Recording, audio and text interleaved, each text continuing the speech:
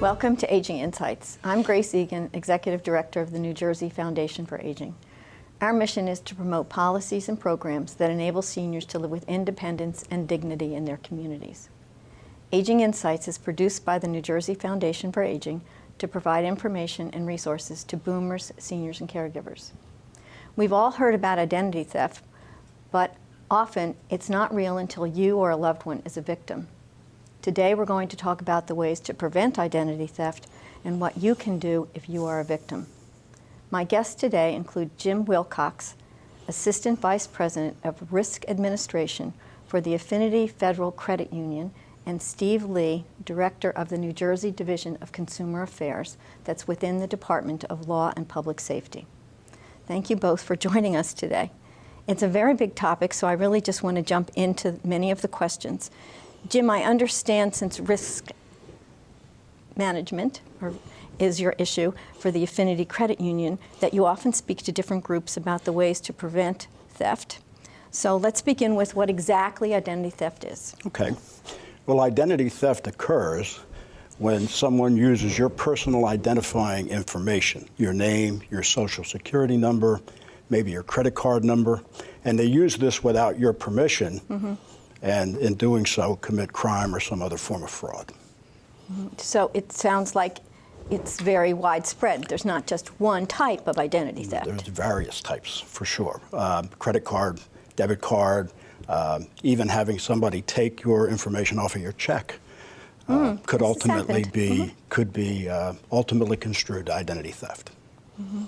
And so I guess there are a number of ways that people can prevent it, even though there are so many different types of identity theft. There are, yes. So when you do a program, and I'm presuming you do community programs. Yes, we do. What do you tell people? What are the tips you give them? Well, typically, and identity theft is large, and because it's large, the level of sophistication in terms of the information that's stolen from people is very vast. I mean, we find that people's information are stolen out of their garbage cans. People's information can be stolen through a telephone call where somebody calls and tries to solicit information from the person they're calling. We also can get into the sophisticated world of computer crime, where we find people stealing your information by hacking personal computers or through sending emails that may contain some kind of a phishing component. So when we speak to the groups, one of the things we try to show them is that this level of sophistication is very vast. Right. And so as a result of that, the ways that one has to go about protecting themselves needs to be fairly broad and wide sweeping. So I think you've touched on a couple of things. There's something that a person can do personally, and then there are some things that we really can't control. That's correct. And so I'm thinking of, the garbage situation. Right. If you separating out, maybe it goes into recycling, maybe it's ripping it all up, cutting it up, shredding it. I think the thing that the average person needs to pay attention to, and this would be indicative of especially the elderly, you get many pieces of mail every day, and many of those are credit card offers. And of course, those credit card offers are dangerous in the wrong hands. So a real quick piece of advice would be to tell people that if you're receiving mail and you're getting credit card offers, especially the ones you didn't ask for, those are the types of pieces of mail that you definitely want to separate, and you don't want to just throw those in the garbage without doing some sort of destruction. Tear them up, rip them up in little pieces, because if it does get thrown in the garbage, somebody can take and modify that, and then use it to obtain credit in your name. So there are ways when someone's in a store. I mean, we always tell seniors not to give anybody their Social Security number or their Medicare number, because oftentimes they're the same number, and a couple of other things. So what do you tell people when they're going to an ATM, or what are the suggestions you have? Well, I mean, in terms of ATMs, the number one rule in there is to never go to an ATM unless you're the only one that's there, for starters. That if you happen to go into a vestibule where there's more than one person and you want to use that ATM, we would discourage it. because you never know. And of course, the problem that we have with ATMs nowadays are these devices known as skimmers. The average person probably wouldn't even recognize that an ATM had a skimmer placed on it unless they had, knowledge of how ATMs operate. Many institutions have devices for themselves that might let us know these things have been tampered with. But in this day and age, ATMs are all over. They're not just at banks. They're True. at the 7-Elevens, the Wawas, the what have you. And so one of the things we would tell people about ATMs is not only don't go to one that's operated, but if you're really concerned, don't necessarily use ATMs that you're not familiar with. Because in this day and age, it's so easy for somebody to put one of these on. A fake ATM. Sure, exactly. Interesting. Yep. I was thinking of another example when you were speaking about, obviously somebody can look over your shoulder. A lot of big stores have ATMs. But I was thinking when I'm trying to grab my thought back, when you're purchasing something online, some of the companies keep your data. Right, and so don't. when we talk about the types of identity theft that you would have a difficult time controlling, anybody who takes your credit card information typically is going to store that. Oh, really? And we've all heard, absolutely, and we've all heard in recent media that there have been a number of targeted breaches at retail establishments and what have you. And so it's very possible that you can be extremely careful and still find yourself at the end of being an identity theft victim without realizing it. The shoulder surfing that we used to talk about a lot in previous days. So is that somebody looking over your shoulder? That's exactly what it is. Shoulder surfing is somebody looking over your shoulder. I'm not good at that. That's okay. But once upon a time, that was a serious threat at ATMs. Yeah. Now the bigger concern with shoulder surfing is that where you might have people who have their iPads, their laptops, their Kindles and whatnot, if they find themselves out in public using those to go to like banking sites and what have you, those people could look over your shoulder and capture just enough information to make you a victim. So we would discourage that too. We didn't talk about this, but I know there's a difference between a debit card and a credit card. That's right. So, and in some instances, the debit card usually has a PIN. Correct. Which sort of implies a little bit more of a security piece, but I'm not so sure if that's true. Well, because it can get into your whole account. Yeah, credit cards can have PINs too. That depends on you and your institution, what you choose. The big difference between credit cards and debit cards is with credit cards, you're borrowing money from the institution. A debit card is attached to your account or accounts. So obviously, from a standpoint of somebody stealing that information and getting it, with a credit card, you may end up getting a nasty letter from your institution saying you've overdrawn your limit. But with a debit card, if somebody has stolen that information, they're actually taking money directly out of your account.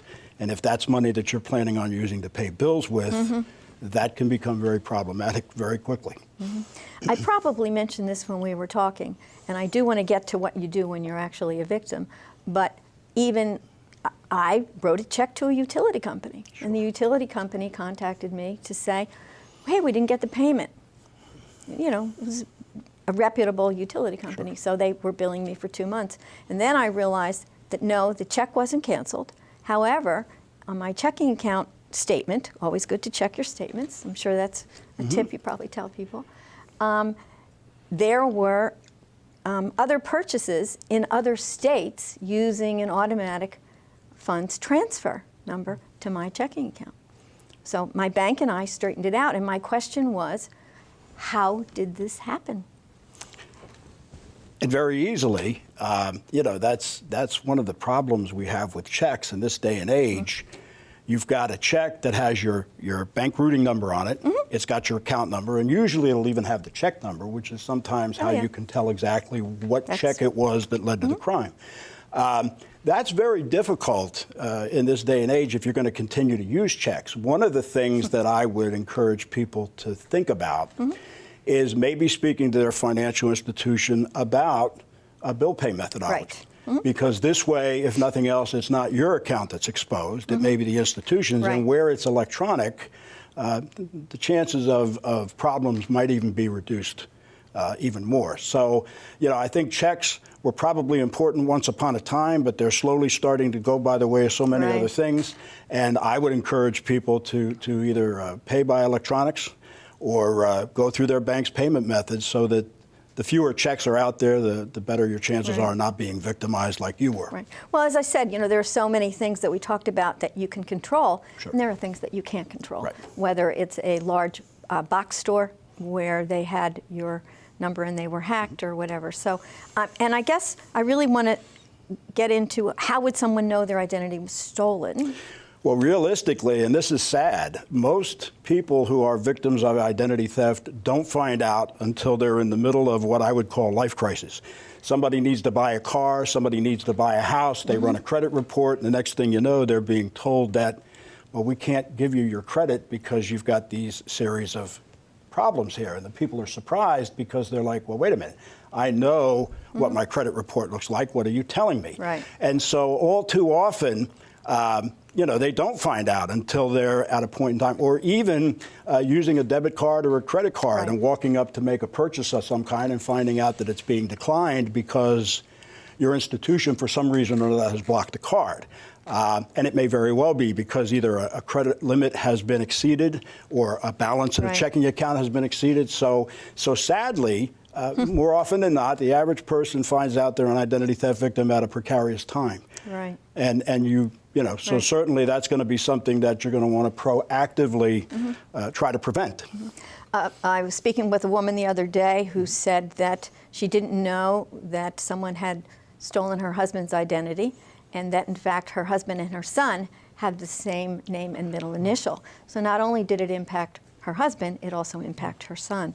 So I do think that, there's some real issues here. There are. But, Steve, I really know that the division is very involved in this work. And so is identity theft a crime besides being a nuisance? Absolutely. Identity theft is definitely a crime. I mean, there are various different statutes that local authorities or state authorities or federal authorities can use to fight identity theft.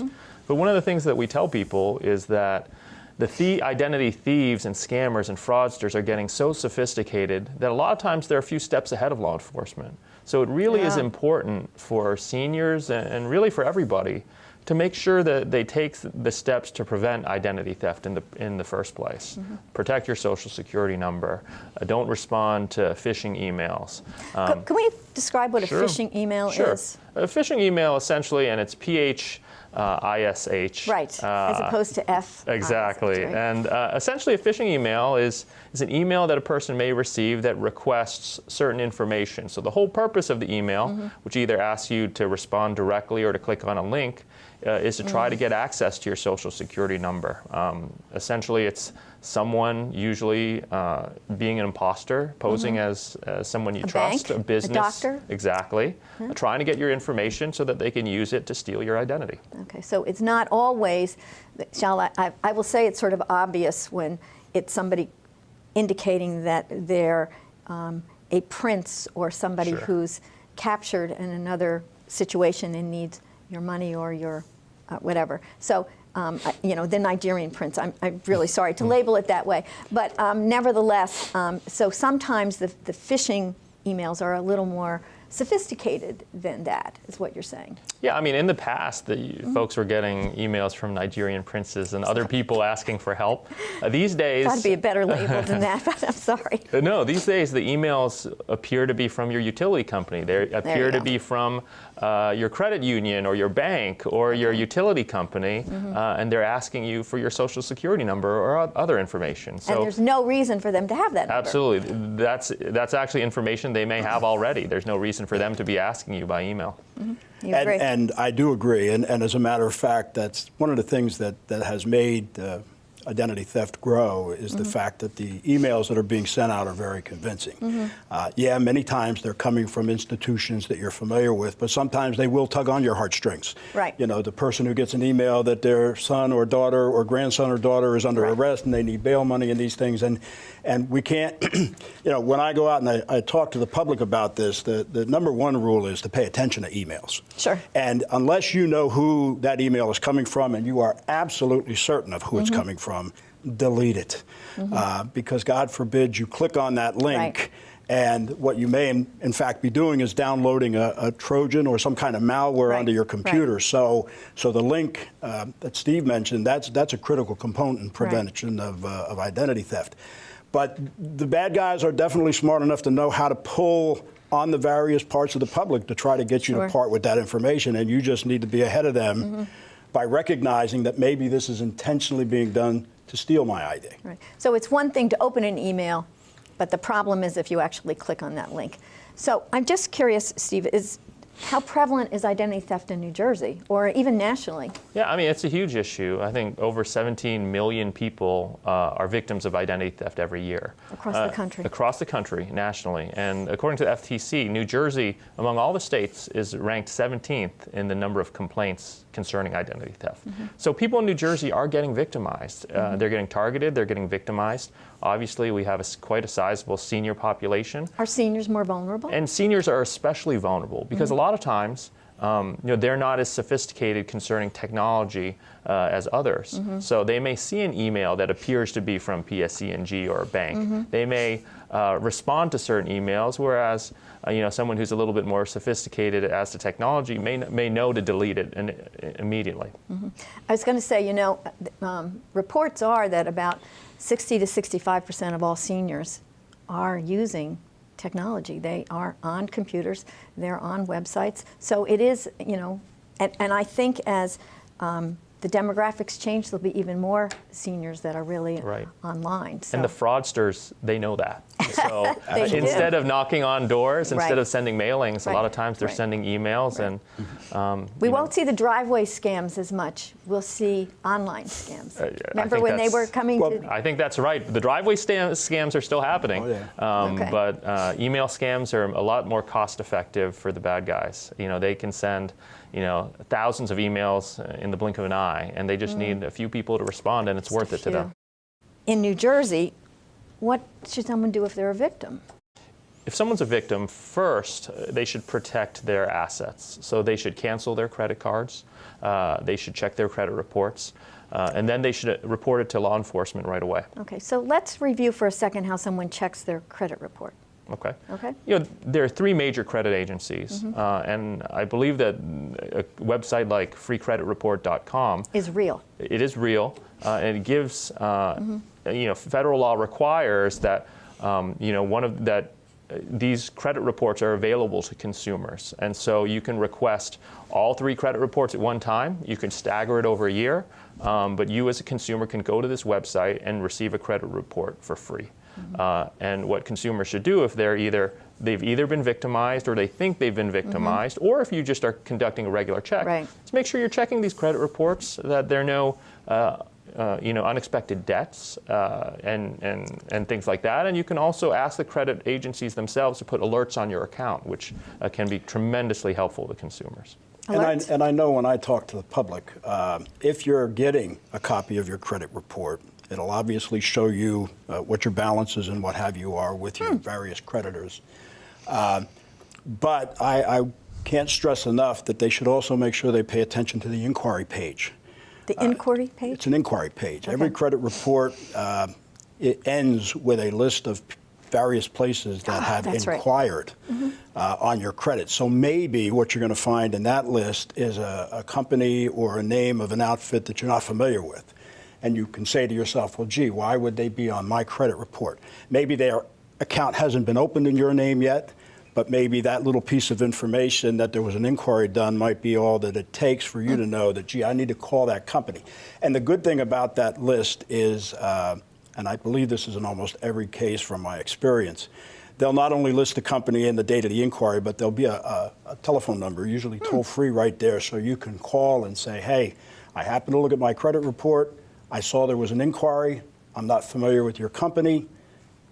What's that all about? Right. And maybe prevent yourself from becoming a victim. So that's very helpful. So the first tip, Steve, that you were talking about was to protect your assets. Right. So by canceling different things and by checking your credit report. What else should someone do? The next thing that I mentioned is contact law enforcement. Okay. And that serves a couple of purposes. One, law enforcement may be able to get your money back If it's a localized crime, law enforcement, they may have heard of a particular scam and may have some insight into it. So I think that's the next step. In addition to that, if it's more of a federal issue, it's a bigger issue, law enforcement, they can refer the case. And they can also tell you just what the trends are. Like, what are the types of scams that are facing your town or your community? And that's important as well. A lot of times, seniors or anybody really should contact law enforcement if they think that they're being victimized. If they think that something is real, a lot of times they can get verification one way or the other because law enforcement has heard about scams that have already appeared in a town or community. I think sometimes people are hesitant, they're not sure if it's a crime, so it's interesting that you say even if you're not sure if it was really a crime, sometimes people are embarrassed, sometimes they don't want other family members to be concerned as well, so I think there are a lot of reasons to really reach out, and we were talking before, I think you both mentioned the idea of getting someone within your close network to actually help you straighten things out. Right, and one of the things we tell seniors all the time is if you're victimized, don't be embarrassed. Don't just keep it a secret. Right. Because, I get those same types of emails in my inbox. And, it's not uncommon for people, of all ages, all backgrounds, people that are very, very intelligent and accomplished, they'll fall for these scams as well. So don't be embarrassed, don't be shy, report it to law enforcement, and if you need help, ask for it. Ask for help from your friends or family members that may be able to help you navigate certain websites, that may be able to get you a credit report if you're not familiar on how to do that, or to report it to law enforcement. I think that the more people that are involved in someone's life, if you bring more people in, they can tell you whether it's a scam or not. More heads, thinking about something are better than one. I even do that in my office. Yeah, absolutely. I get an email and I say to the deputy director who also does this show sometimes, does this look real? Right. And the two of us have this conversation because you can't always tell. Right, and then if the two of you, you're like, I think it kind of looks real, you'll get to talk to the third person and fourth person, and that'll help. And we find that helps. So we tell people, don't keep this a secret. A lot of people are being victimized. It's nothing to be embarrassed about.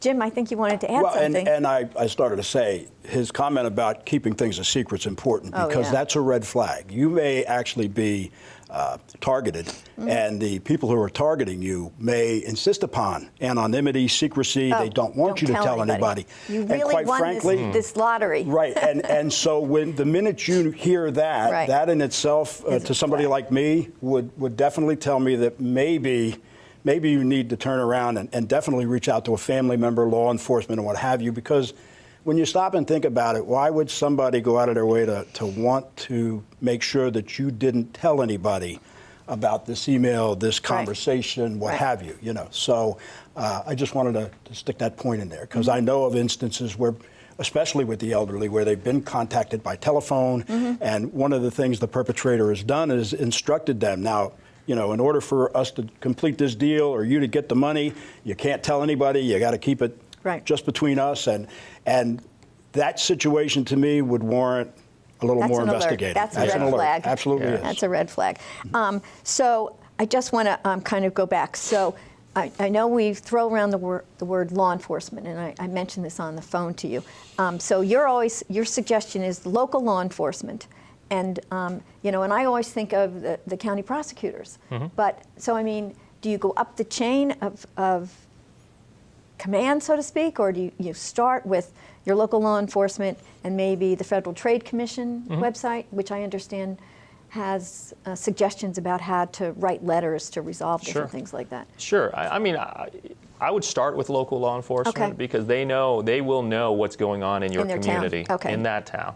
So start with your local police. Start with your county prosecutor's office. And they can always, and I know from experience from talking to many folks that they're getting barraged with complaints and reports of these types of crimes going on all the time. So they know what's going on. And they can refer, a victim to federal law enforcement or to state law enforcement. In addition to that, we tell people, refer these things to us at the Division of Consumer Affairs, to the Federal Trade Commission, because, there are plenty of resources that are available to people that have been victimized.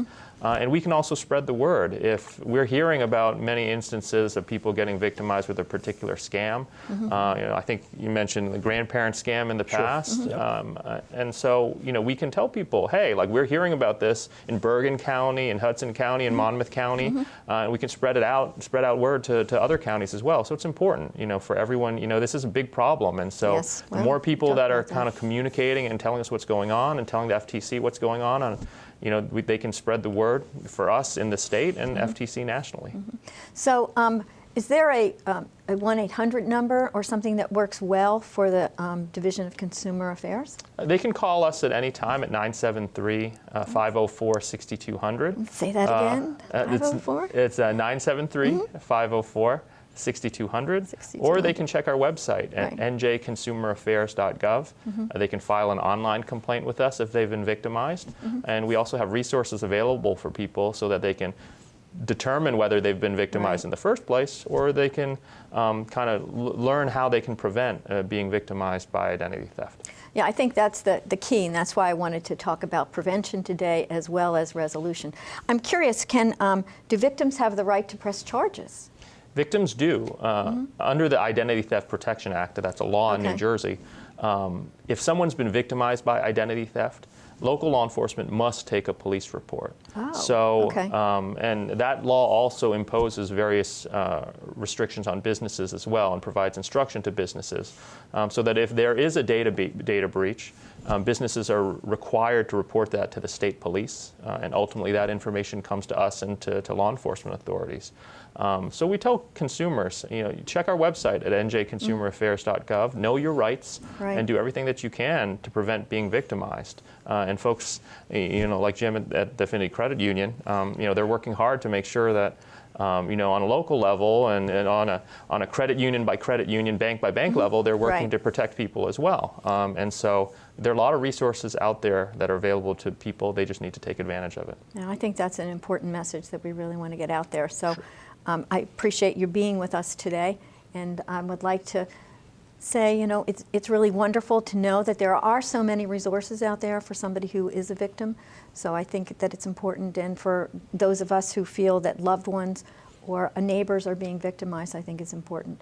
So I'd like to thank you both again for being our guests today and for sharing your time with us. Aging Insights is produced by the New Jersey Foundation for Aging. To give us feedback on this show or to sponsor future Aging Insights programs, please go to our website at www.njfoundationforaging.org, or you can call our office, which might be easier, at 609-421-0206. We want to remind you to find out about senior services in your area, to contact your county office on aging. You will see a listing of their numbers on our website, or you may want to call the state hotline at 1-877-222-3737, and they will connect you with your county office on aging. Thank you for watching this episode of Aging Insights, and remember, aging is everyone's business.